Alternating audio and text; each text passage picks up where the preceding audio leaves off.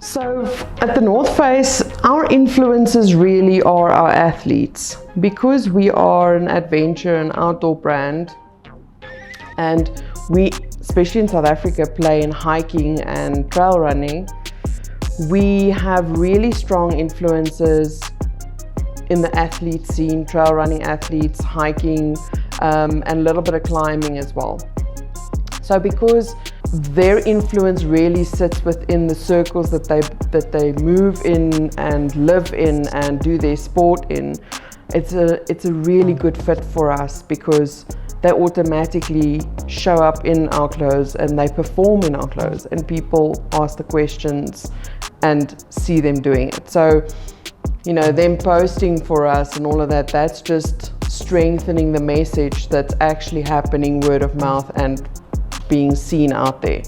So I think from our sports point of view, that really is kind of the tail wagging the dog, you know, the posting on social media, and that is after people have seen them perform in the clothes and want to know more. So we do have some lifestyle influencers, and those few we really have we never went out to seek.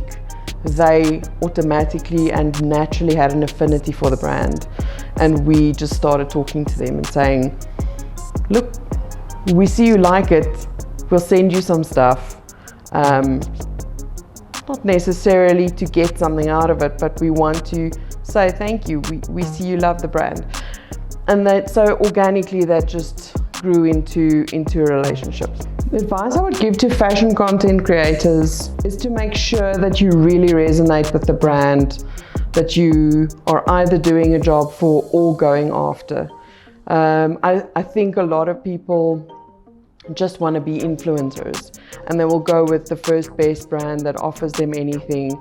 I think you really need to be sure and have integrity in the fact that you're standing for a specific brand that you resonate with, because it can go wrong so easily. That brand just does something, or something changes in the fashion landscape, and you've attached yourself to a brand that might not be relevant anymore, or they might have been involved with a scandal or something.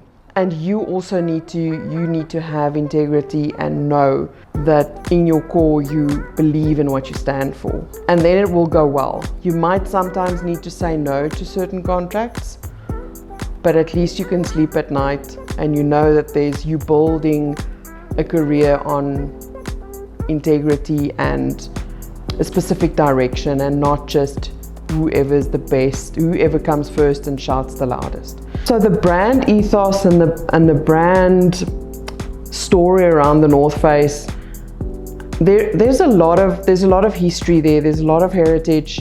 There's so much to talk about in terms of athletes that have reached the highest peaks, and you know, all of those things. But I think the tagline is never stop exploring, and I think that's where the secret of the North Face lies, and that is that it doesn't matter whether it is the highest peaks or the most grueling trails, or whether it's just in your own life, day to day. Never stop exploring really tells the story of what the North Face stands for. And that is, like I said, not just in sport and personal life, but also in how we research and formulate and build new technology, how we go after what our athletes say they need and then build something around that thing that they need on that trail. So every single one of our product items, bar the t-shirts and some of the beanies and caps, but generally every single product item in our range comes from function. It comes from a specific sport or a need that was identified by athletes. And so every single piece of our clothing, whether it's the zips or the fabric that's used, every single thing comes from function and has a function.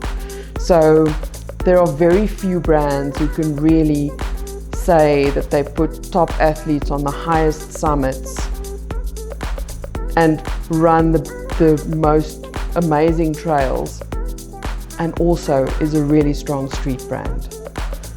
So that, I think, speaks to people who want to wear the brand because they aspire to a certain lifestyle and a certain ethos of to continuously explore.